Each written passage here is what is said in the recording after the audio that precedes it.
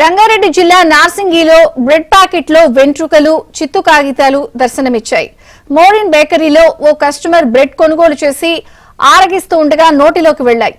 దీనిపై బేకరీ నిర్వాహకులను ప్రశ్నిస్తే నిర్లక్ష్యంగా సమాధానమిచ్చారని కస్టమర్ మండిపడ్డాడు. మరోవైపు ఈ దృశ్యాలను చిత్రీకరించేందుకు వెళ్లిన మీడియాను బేకరీ సిబ్బంది అడ్డుకున్నారు.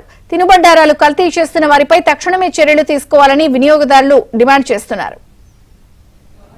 इसमें बाल भी आ रहा है, पेपर भी आया है।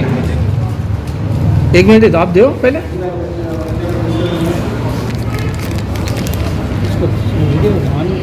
हाँ तीसरा वीडियो तीसरा एक मिनट बाल भी आया पेपर पता क्या हुआ उतना ओवर एक्शन है क्या नहीं ओवर एक्शन है क्या ओवर एक्शन कुछ भी नहीं है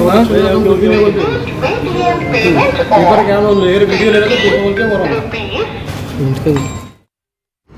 ఇంకా దిల్పని తీసుకొని వస్తాను తినడానికి తీసుకొని వచ్చి అది తిన్న కూపన్ వచ్చి ఇంటికి చాలా స్టాఫ్ ఇన్ఫర్మేషన్ ఫోన్ చేసి అందులో మళ్ళీ ఇంకో బయట తినగానే పేపర్ కూడా వచ్చినాను. క్వాలిటీ ఉంటుందని చెప్పి ఇంత దూరం వస్తాం మనం తినడానికి.